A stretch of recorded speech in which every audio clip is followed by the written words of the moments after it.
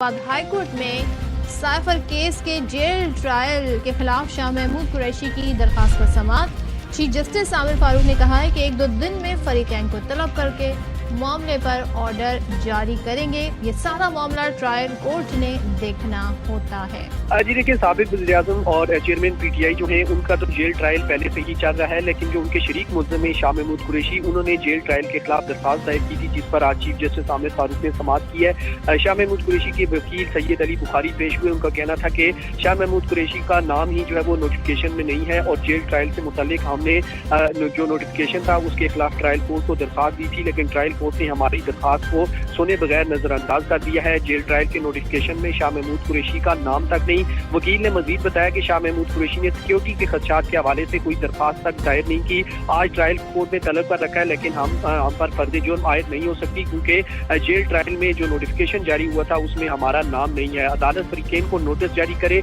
और 9 अक्टूबर के trial court के हुक्म को कलअदम करार दे, जिस पर चीफ जस्टिस ने कहा कि ये सारा मामला ट्रायल कोर्ट ने ही देखना होता है। शेर अफजल मरवत का जो केस था उस हवाले से हम पहले ही फैसला दे चुके हैं। ताहम आपकी जो दरखास्त है उस पर फरीकैन को नोटिस जारी करते हैं और 1-2 रोज में बुला कर उनसे पूछ लेते हैं, जिसके बाद अदालत में मजीद समाअत जो है वो मुलतवी कर